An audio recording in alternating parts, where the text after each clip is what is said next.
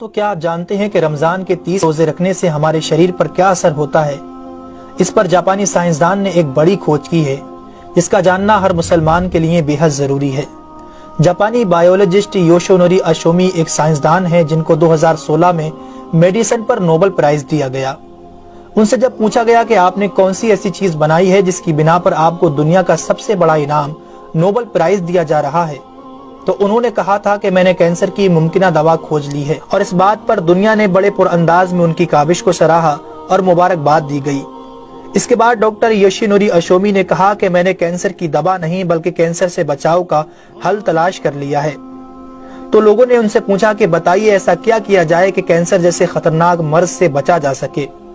تو انہوں نے کہا کہ جب ہم بھوکا رہتے ہیں تو ہماری باڈی میں موجود غذائیت ختم ہونے لگتی ہے، جس کی وجہ سے جسم بھوک محسوس کرتا ہے۔ اگر اس بھوک کے دوران جسم تک کھانا نہ پہنچے تو ہمارا جسم بھوک کی شدت کی وجہ سے اپنے اندر موجود ان زہریلے سیلز کو کھانا شروع کر دیتا ہے جو کینسر کا سبب بنتے ہیں۔ اس عمل کو میڈیکل کی لینگویج میں آٹوفیگی کہا جاتا ہے۔ اگر آپ چاہتے ہیں کہ آپ کا جسم ایسے بیمار سیل سے پاک ہو تو آپ کو بھوکا رہنا چاہیے۔ جب ایسے سیلز مرنا شروع کر دیتے ہیں تو کینسر کا پرسنٹیج کم ہو جاتا ہے۔ اس کے بعد جاپانی سائنسدان سے پوچھا گیا کہ انسان کو سال بھر میں کتنے دن بھوکا رہنا چاہیے کہ اس میں کینسر نہ پایا جائے؟ تو انہوں نے کہا کہ اگر 20 سے 25 دن کم سے کم اور 9 سے 10 گھنٹے بھوکا رہا جائے تو اس کی باڈی ایسے تمام زہریلے سیلز کو کھا جائے گی اور اس میں کینسر نہیں ہوگا۔ اے میرے پیارے رب کریم، آج ہمیں سمجھ آیا کہ مومن پر روزے کیوں فرض کیے گئے، اور آج مجھے اس احادیث پاک کی بھی سمجھ آ گئی جس میں آپ صلی اللہ علیہ وسلم نے فرمایا کہ ہر شے کی زکوٰۃ ہے اور جسم کی زکوٰۃ روزہ ہے۔ سبحان اللہ! میں قربان جاؤں ایسے سچے دین پر جس نے عبادت کے اندر بھی بیماریوں کا علاج رکھا ہے۔ دوستو، اسلام وہ دین فطرت ہے جو زندگی کے ہر شعبے میں راہ اعتدال کی تعلیم دیتا ہے۔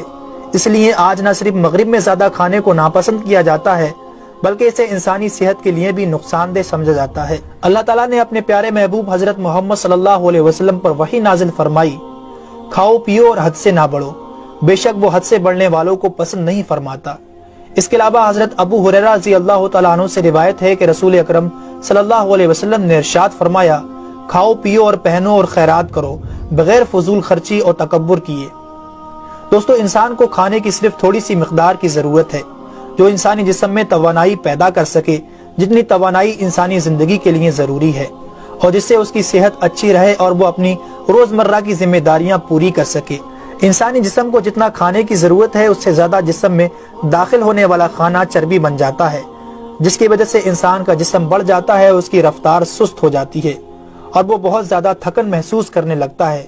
اس کے علاوہ انسانی جسم بہت سے امراض کا شکار بھی ہو جاتا ہے۔ اسی لیے اللہ تعالیٰ نے روزے فرض کیے تاکہ 11 مہینوں کے دوران کھانے پینے کی بے احتیاطی کا ازالہ ہو سکے۔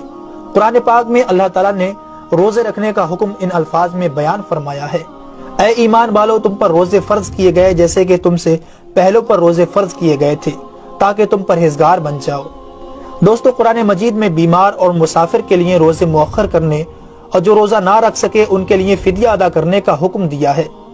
اس کے بعد روزہ رکھنے کی حکمت ان الفاظ میں بیان فرمائی، اور تمہارے لیے روزہ رکھنا ہی بہتر ہے اگر تم جانتے ہو۔ دراصل یہاں یہ بتایا گیا ہے کہ اگر تم موجودہ علم کو سمجھتے ہو تو تمہارے لیے بہتر یہی ہے کہ تم روزے رکھو، کیونکہ روزہ اپنے اندر بے شمار روحانی، نفسیاتی اور طبی فائدوں کو رکھتا ہے۔ روزے کی طبی افادیت کی طرف نہایت مختصر مگر جامع اشارہ نبی اکرم صلی اللہ علیہ وسلم نے ان الفاظوں میں بیان فرمایا، روزے رکھو اور تندرست ہو جاؤ۔ اللہ رب العالمین ہم سب کو اس مہینے میں زیادہ سے زیادہ نیکیاں کرنے اور سارے روزے رکھنے کی توفیق عطا فرمائے، آمین ثم آمین۔ تو کیا آپ جانتے ہیں کہ رمضان کے